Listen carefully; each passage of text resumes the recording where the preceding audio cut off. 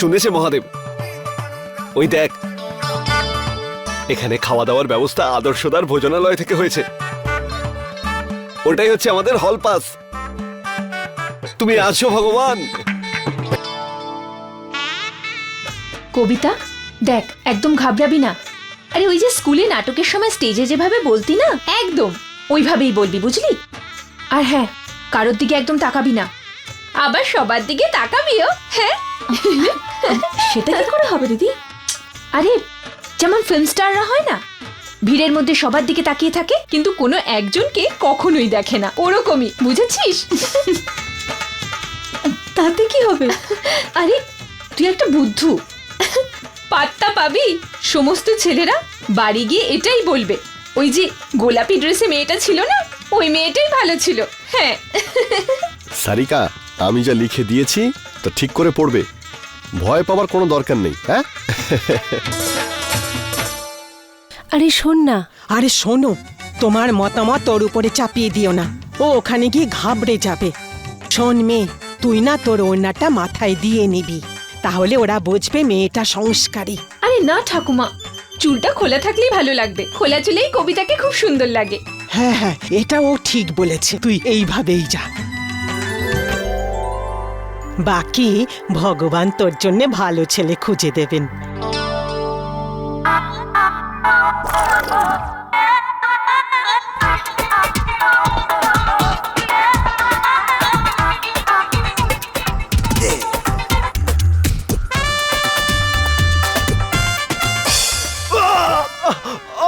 কি হলো কি দাদা?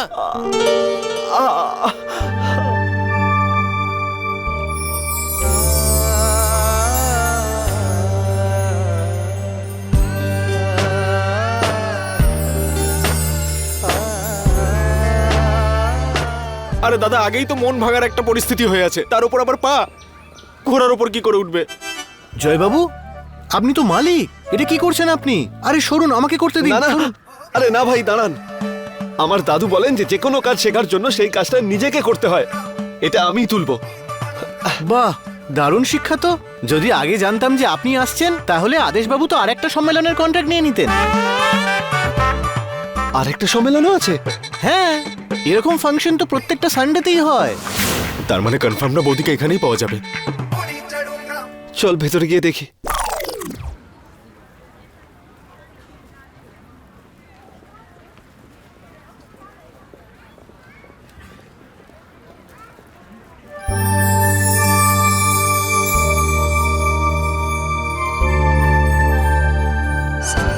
সেদিন প্রথমবার যেদিন ওকে দেখেছিলাম, তখন চারিদিকে ঘন্টা বেজেছিল।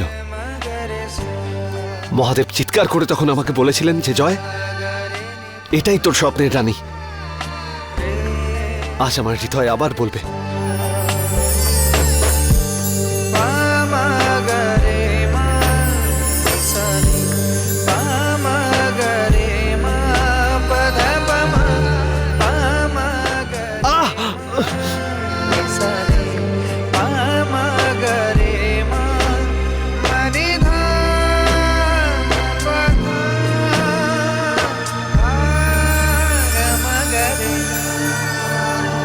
অদ্ভুত ব্যাপার, মনের কাছে জিজ্ঞেস করলে আর পায়ের আঙুল তার উত্তর দিল। আরে গাধা, মনের কথা যে কোনো দিক থেকেই আসতে পারে। তার মানে ও এখানেই কোথাও আছে।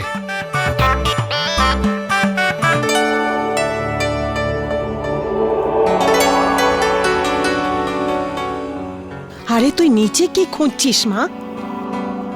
সোজা হয়ে বস। এই খাবার জিনিস নিয়ে এখানে কি করছো? যাও বাইরে গিয়ে রেখে এসো। আসলে ব্যাপারটা কি হয়েছে, বাইরে নিয়ে যাও বললাম না?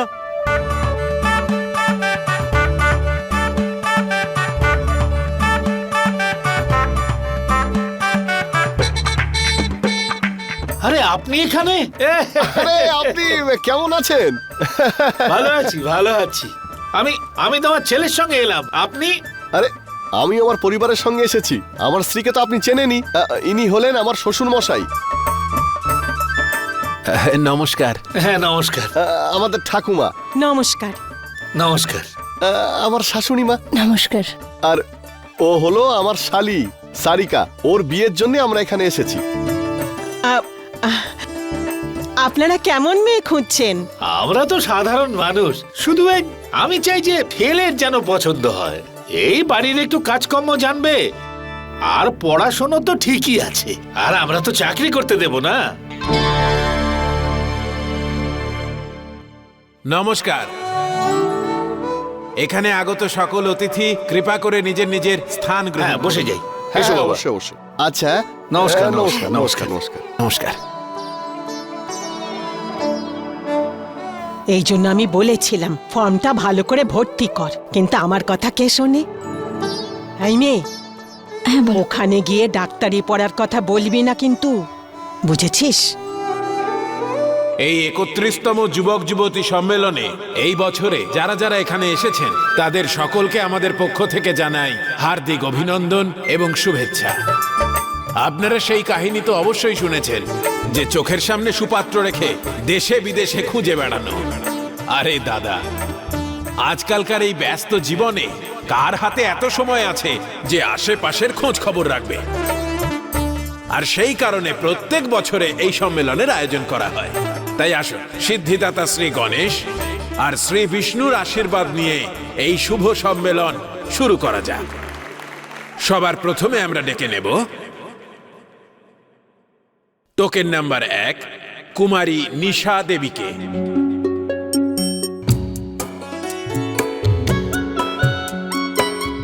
এই নিন, আপনার সম্পর্কে বলুন।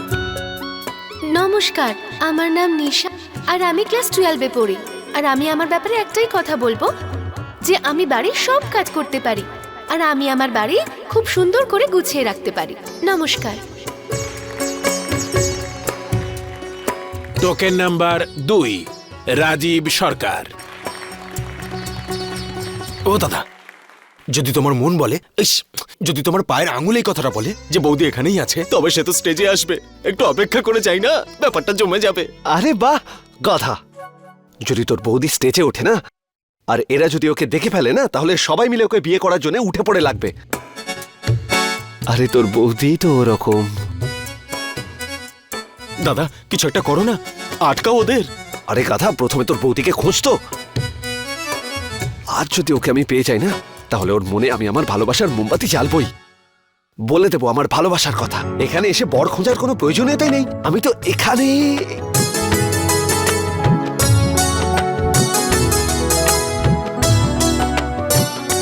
আর তারপরে তোমাকে বৌদি এভাবে জড়িয়ে ধরবে। বলতে পারবে বৌদির সামনে তো তুমি তোতলা হয়ে যাও। আরে আজ এমন কিছুই হবে না। আজ নয় এসপার, নয় ওসপার। একটু জল পাওয়া যাবে?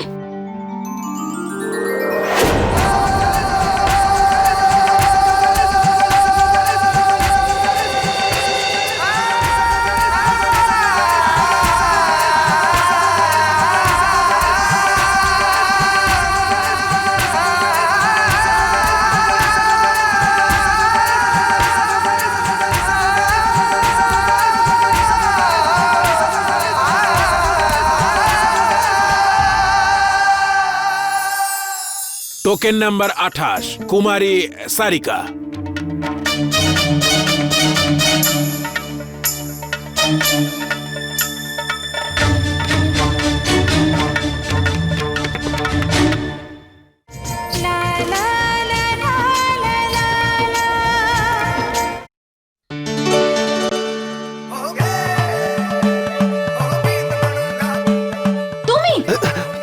তুমি তো সেই, তাই না, যে মেহেন্দি শিখতে আসতে আর ওই দিন রাস্তায় চিঠিও ছুঁড়ে ফেলেছিলে?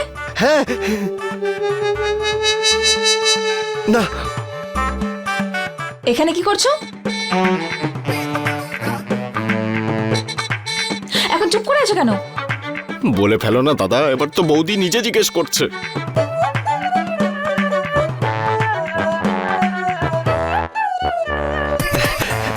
আরে আপনার চোখ, এখন আমার চোখে কি হয়েছে? আপনার চোখ আমাকে দীপাবলির আলোর কথা মনে করিয়ে দেয়। হ্যাঁ। কি সব বাজে বকে চলেছো? না না, আমি ফালতু কথা বলছি না। আমার কথাটা একটু মন দিয়ে শুনুন। আমি না বড় হব না। না না, আমি বলতে চাই যে আমি বড় হব আর একটা ঘোড়া আনবো, কারণ ঘোড়া না এলে আমি কি করে ওর উপর বসবো? আর তারপর আমি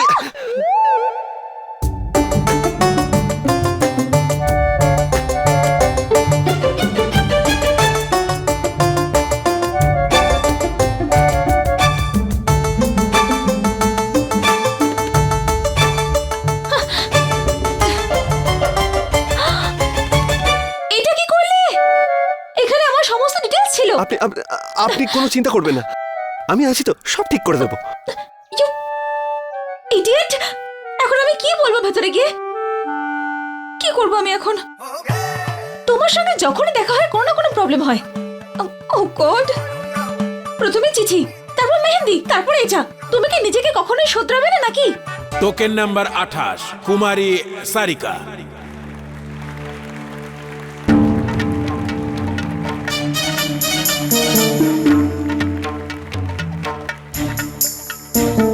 টোকেন নাম্বার 28 বাইরে তো জল খেতে গেছিল, কি জানি কোথায় চলে গেল। টোকেন নাম্বার 28 কুমারী সারিকা, মঞ্চে আসুন। তুমি আমার ফাইলটা নষ্ট করে দিলে। এখন আমি স্টেজে গিয়ে কি বলবো?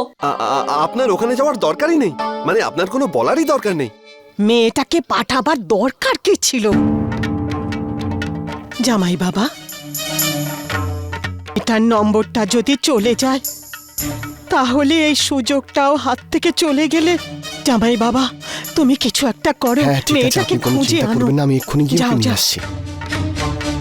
আরে অল্প একটু জলই তো পড়েছে, তুমি তোমার কাপড়টা একটু শুকিয়ে নাও, আমি ততক্ষণ এটা দেখছি। হ্যাঁ, এটাই সেই ফাইলটা যেটা থেকে তোর বৌদি স্টেজে বলবে, আর ছেলেরা ওকে পছন্দ করবে। আরে কি হচ্ছে কি এখানে? আরে আরে ফাইলটার এই অবস্থা কে করলো? হ্যাঁ, কি হয়েছে? আসলে ওই ওই ওই ওই ওই কিছু না জামাই বাবু, ওনার হাত থেকে জলের গ্লাস পড়ে গিয়ে ফাইল ভিজে গেছে। হ্যাঁ, কিন্তু জলটা ভুল করে পড়েছে, আর এখন ফাইলটা একদম ঠিক, আমি পরিষ্কার করে দিয়েছি, দেখুন একদম ফিট। আরে তুমি তুমি চলো ভিতরে, দেরি হয়ে যাচ্ছে। অনেক বলে কয়ে আমি আরেকটা টোকেন নিয়েছি, এক্ষুনি নাম্বার চলে আসবে। চলো তাড়াতাড়ি, আরে দাও ফাইলটা দাও। চলো ভিতরে, চলো ভিতরে চলো।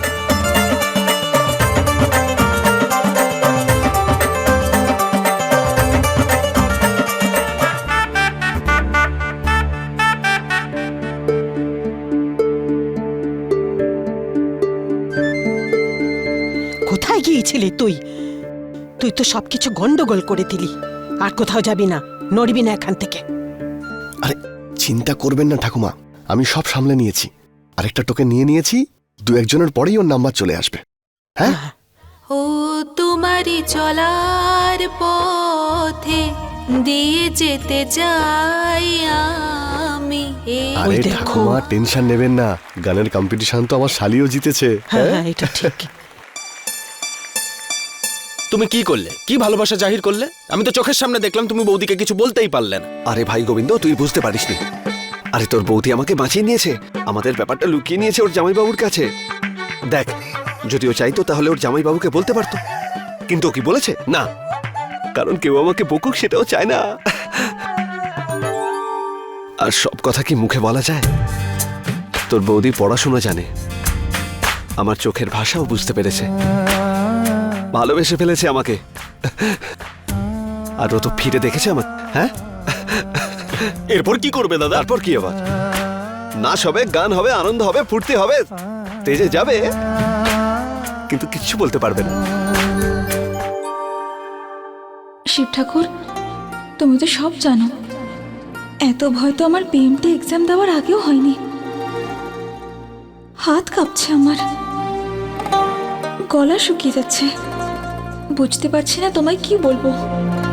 তুমি যা করবে ভালো করো, যেটা আমার পরিবারের জন্য ভালো হয়, প্লিজ।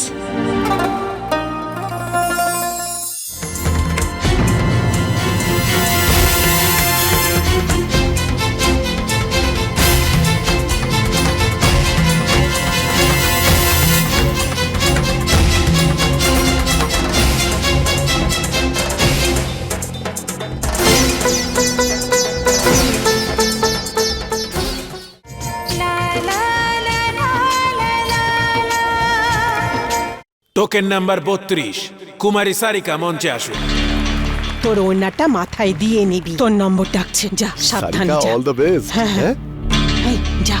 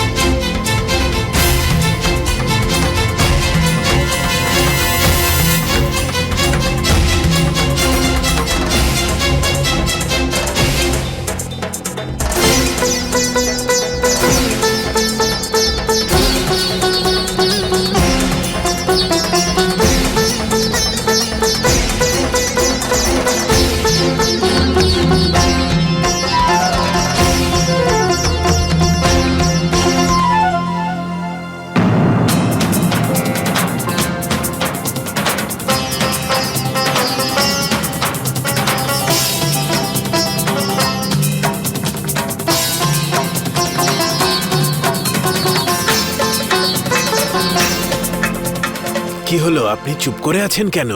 সবাইকে বলুন আপনার কিরকম জীবনসঙ্গী পছন্দ।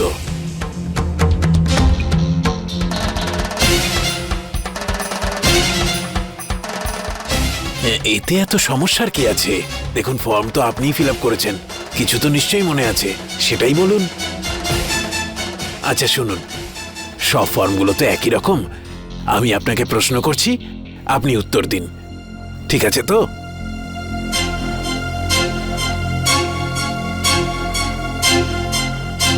আচ্ছা বলুন তো, আপনি পড়াশোনা কতদূর করেছেন?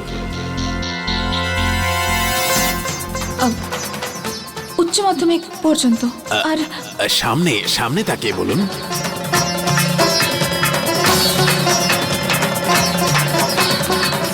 উচ্চ মাধ্যমিক পাস। আচ্ছা এবার বলুন, আপনি আরো কতদূর পড়তে চান?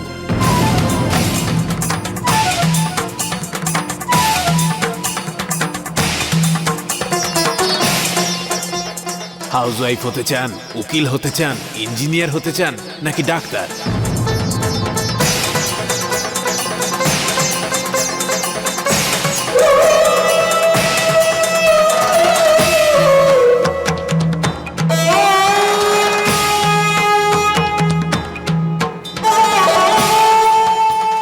আবার যদি ডাক্তারি পড়ার কথা বলিস তাহলে কিন্তু হরিদ্বারে বৃদ্ধাশ্রমে আমি চলে যাব। আরে কি দরকার ছিল ডাক্তারি পড়ার কথা বলার? তুমি একবার আমার মান সম্মানের কথা ভাবলে না?